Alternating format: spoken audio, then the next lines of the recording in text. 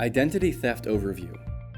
This lesson will show you what identity theft is and just how common it is, how identity thieves operate, online scams to watch out for.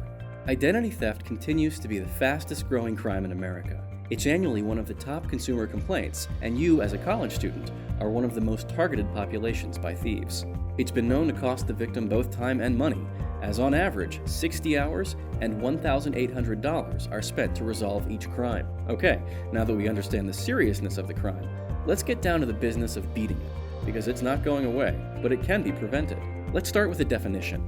Identity theft takes many shapes and forms. We'll condense it to this. Identity theft is when an unauthorized person uses your personal information to access your financial accounts, open new accounts, or commit a crime. How can your identity be stolen? Let us count the ways. From the theft of your personal information while you're online, to a grab of data off your unattended paperwork, to the robbery of your credit card information, to breached personal information from companies you work with. Identity thieves just need some basic information, and the outcome can include fraudulent charges, damaged credit, and a drained checking account. But you can take steps to avoid being a victim. We're going to list some of the most common scams and how you can take steps to stop an identity thief.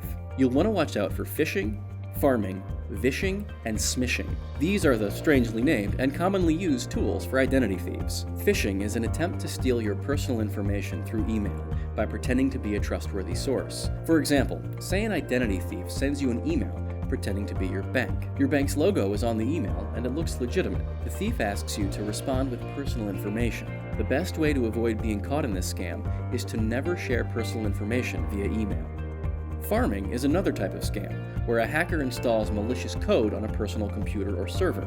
This code then redirects clicks you make on a website to another fraudulent website without your knowledge. To avoid farming, before you submit any personal information on a website, look for a padlock symbol on the website and HTTPS in the website address.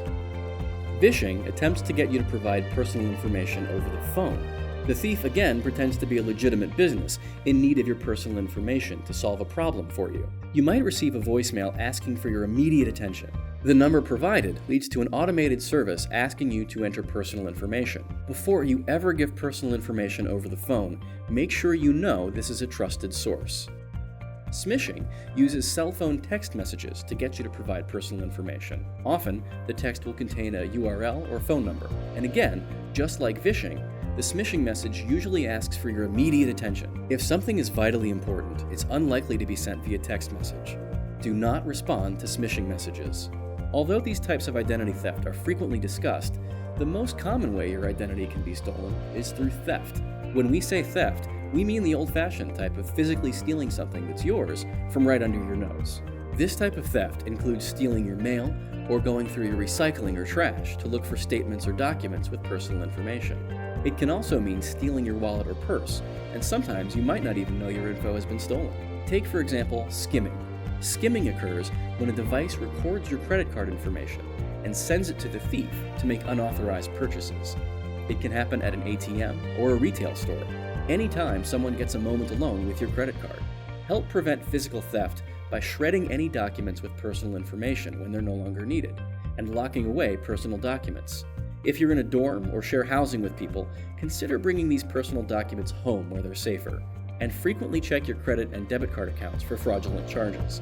Items that have your full social security number, like your social security card, should not be carried in your wallet or purse, and instead stored and transported safely.